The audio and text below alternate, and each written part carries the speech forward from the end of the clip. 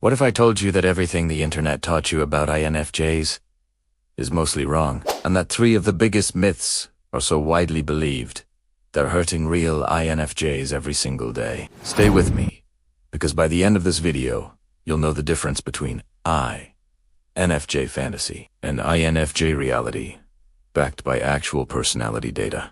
Alright, let's dive in. INFJs already deal with some wild assumptions, from being mystical empaths who can read minds, to being emotionally fragile unicorns. But if you look at real MBTI research, verified type patterns, and cognitive function data, the truth is way more interesting than the myth. This video breaks down the 7 biggest INFJ myths that social media keeps recycling, and we're going to look at what the myth claims, where the myth actually came from, what real INFJ patterns say, and how these myths affect INFJs in daily life.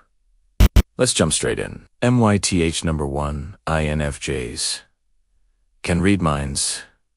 This is one of the biggest lies about INFJs. People assume INFJs magically know things, especially about emotions, and that they have some intuitive radar that works 100% of the time. But here's the truth. INFJs don't read minds. They read patterns. And according to data from the MBTI manual, INFJs score high in abstract intuition, not psychic perception. They notice behavioral sequences, tone shifts, micro-expressions, and subtle context changes, often before others do. That makes their guesses look like mind reading. Where this myth comes from: INFJ, dominant introverted intuition. Ni takes scattered information and forms a singular conclusion. When an INFJ gets an insight, right, people go, wait, how did you know that? And boom, myth born. INFJs often feel pressured to always know what someone is feeling, which leads to burnout, emotional overload, and guilt when they misread a situation. If you're an INFJ, you know that moment when someone says, "You always understand me." But the moment you're tired, stressed, or mentally checked out, suddenly you're expected to keep that superpower on 24/7. And the truth is, you can't. And you shouldn't have to. MYTH number 2, INFJs are always calm and peaceful. Did you know that?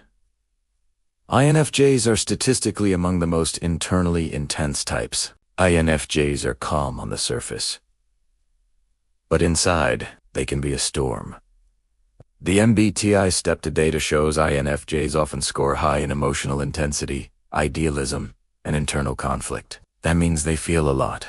They just don't show a lot. Where this myth comes from: INFJs tend to avoid unnecessary conflict.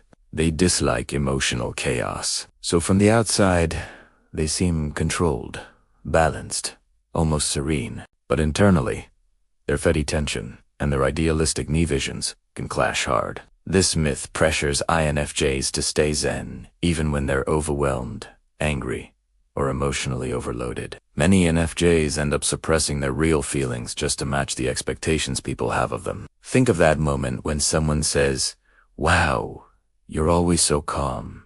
Meanwhile, your internal monologue is like, "No, I'm just emotionally imploding," with a very convincing poker face. Myth number 3, INFJs are extroverted introverts. If INFJs are introverts, why do people think they are secretly extroverts? Reality: people mistake INFJs' social skills for extroversion. But INFJs don't get energy from people.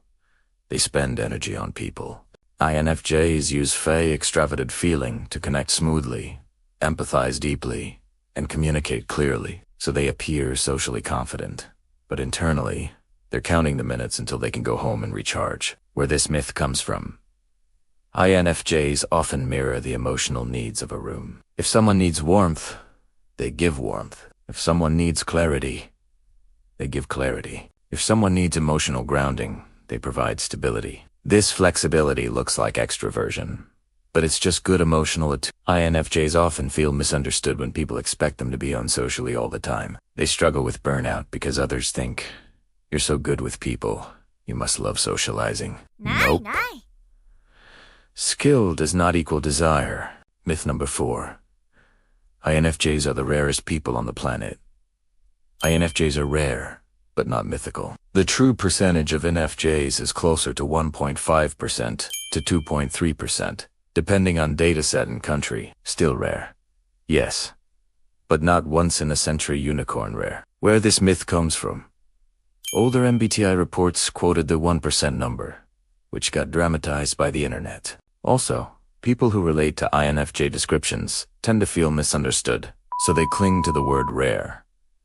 Calling INFJs ultra-rare creates a weird identity bubble. Some INFJs start believing they don't belong anywhere, which increases loneliness and isolation. If you've ever seen an INFJ forum, the comments are like, "I've never met another INFJ in real life." But statistically, you definitely have. You just didn't know it. We've covered the myths that shape how INFJs see themselves externally. But in the next section, we're getting into the myths that affect INFJs on a deeper psychological level, including motivation, relationships, and emotional boundaries. There's a good chance myth number 5 and number 6 will hit a nerve, because they're the ones most INFJs secretly struggled with.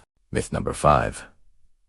INFJs are natural therapists who love fixing people. Why do people assume INFJs want to be everyone's emotional support hotline? INFJs care deeply, but they don't exist to fix people. Their empathy is strong, but it's not infinite. And here's the data twist. INFJs often score high in compassion, but they score much lower on tolerance for emotional chaos compared to types like ENFP or ENFJ. INFJs are selective about the people they actually help. Their emotional energy drains fast, and once it's depleted, they disappear. Not because they don't care, but because their fae needs time to reset. Where this myth comes from. INFJs are good listeners. They give meaningful feedback. They provide emotional clarity when others are confused, so naturally, people gravitate to them. But that doesn't mean INFJs enjoy emotional dumping. Many INFJs end up in therapist-friend roles they didn't choose. Tease leads to emotional exhaustion, resentment, boundary issues, guilt for stepping back. You know that moment when you walk into a room and someone immediately starts telling you their life story? That's the INFJ effect. But the myth that INFJs love absorbing other people as problems creates pressure to be emotionally available even when they read drained. MYTH. Number 6, INFJs are too sensitive and fragile. INFJs aren't fragile. They're just quiet about their strength. INFJs feel deeply, but they also endure deeply. Research on introverted intuitives shows INFJs often have high resilience, especially when it comes to long-term stress. They may break down internally, but they push through silently. This myth comes from mistaking emotional intensity for emotional fragility. Where this myth comes from? INFJs don't like to fight. They avoid unnecessary conflict. They express emotions carefully and intentionally. That can get misread as soft. But INFJ strength is subtle, not loud. They persist through situations many people would quit. They hold emotional weight without collapsing. They survive chaos by thinking, not exploding. People underestimate INFJs, dismissing them as too sensitive or too emotional. This leads INFJs to hide their feelings or downplay their struggles, which creates emotional pressure over time. If you've ever had someone say, "You're too sensitive," when inside you're thinking, "Actually, I'm the only one still standing here," you know exactly what this myth feels like. Myth number 7, INFJs are always selfless and hate attention. A large number of INFJs actually score moderately high in desire for recognition on step 2. INFJs don't hate attention. They hate superficial attention, but meaningful recognition. They crave it more than they admit. INFJs want to feel seen, valued, understood, appreciated. They don't need the spotlight, but they do need acknowledgement, especially from people close to them. Where this myth comes from. INFJs rarely talk about their achievements, so people assume they don't care about them, but they just prefer impact over applause and depth over popularity. INFJs often deny their own needs, leading to resentment when others don't notice their contributions. They give a lot, quietly, but that doesn't mean they want to be invisible. Think of that moment where you pour your energy into someone, help them grow, support them emotionally, and they don't even say thank you. INFJs feel that cut deeper than most types. Myth number 8. INFJs have everything figured out.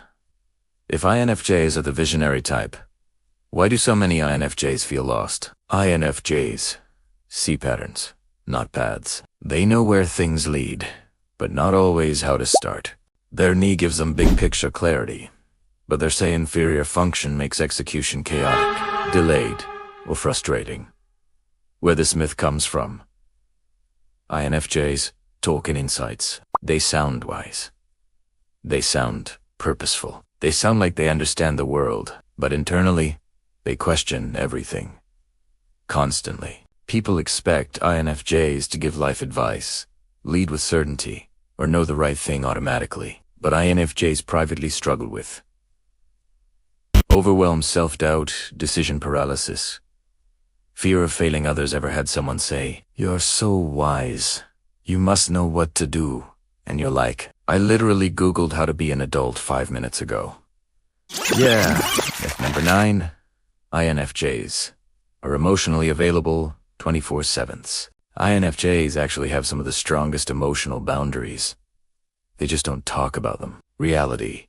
INFJs need silence, space, mental clarity, emotional reset time. Their knee needs uninterrupted time to process information, and their FA needs downtime to recover from emotional labor. Meaning, INFJs are not available all the time, and shouldn't be. Where this myth comes from. When INFJs care, they show up fully. That full presence makes people assume it's always available. It's not. INFJs often feel guilty for retreating, but retreating is necessary. Without it, their emotional system fries. Think of how many times you ignored messages, let calls go unanswered, or disappeared for a few days because your entire system needed a reboot. That's not avoidance. It's survival. We've now explored the myths that affect INFJs on emotional, psychological, and social levels. But in the final section, we're going into the myths that shape INFJ identity. The deep internal ones that influence how they see themselves, build relationships, and navigate the world. Myth number 10 and myth number 11 are the ones most INFJs never talk about publicly. Myth number 10. INFJs are always mysterious and hard to understand. INFJs aren't mysterious. They're private. INFJs aren't intentionally cryptic.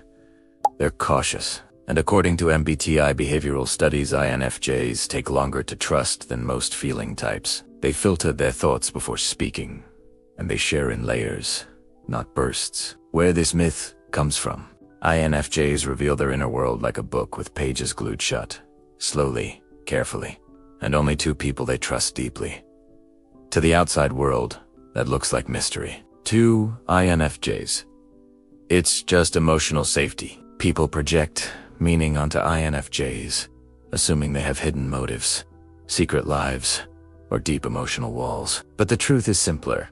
They're thoughtful, and they don't speak impulsively. If you're an INFJ, you probably know that moment where someone says, "I can't figure you out," and you want to respond, "I literally told you everything you asked." You whoosed. Didn't he? Go beyond surface-level questions. Myth number 11. INFJs are always deep thinkers who hate small talk. Do INFJs actually hate small talk, or do they just hate meaningless small talk? INFJs don't hate light conversations. They hate empty conversations. They enjoy humor, lightness, playful banter, and even simple social interactions, as long as it's genuine. But their brain naturally gravitates toward patterns, motives, emotional narratives, future implications, symbolic meanings, so they feel more nourished by depth, but not repelled by simplicity. Where this myth comes from. The internet dramatizes INFJs as deep philosophical wizards who sit in a corner silently judging small talk. But in real life, INFJs often use humor or light conversation to build warmth before going deeper. INFJs sometimes avoid social situations because they're tired of conversations that feel repetitive or disconnected. Not because they're antisocial, but because their energy gets drained by conversations that lack authenticity. You know that feeling when someone asks, "So what do you do?" and your brain just shuts off. Yeah, INFJs feel that often, not because the question is bad, but because they'd rather talk about things that matter. Myth number 12. INFJs are rare because they don't fit in anywhere. INFJs don't not fit in, they just don't fit everywhere. INFJs adapt extremely well to environments with emotional maturity, intellectual curiosity, honesty, empathy, purpose, but they shut down in environments with ego-driven competition, hypocrisy, shallow values, emotional chaos and sensitivity. This isn't a flaw, it's alignment. INFJs often feel out of place during adolescence because those environments rarely match their internal world. As adults, when they find aligned people, they fit in more deeply than most types. Many INFJs carry old wounds from feeling different early in life. This leads to myths like, "I'm defective. I don't belong anywhere. I'm too weird for people." But the reality is, INFJs feel most at home with people who don't punish depth. Think about that one friend you instantly connected with. The one who understood your thoughts without you needing to translate them. That's where INFJs shine. Not everywhere, but somewhere meaningful. MYTH. Number 13. INFJs are impossible to get close to surprising insight. INFJs are one of the most loyal and emotionally bonded types once trust is formed. INFJs love deeply, commit deeply, and feel connection deeply. But their guard exists for a reason. They've been hurt by people who misunderstood their intentions or took advantage of their empathy. INFJs aren't hard to get close to. They're selective, and for good reason. INFJs test emotional safety before opening up. They watch how someone treats others. They observe consistency. They study emotional patterns.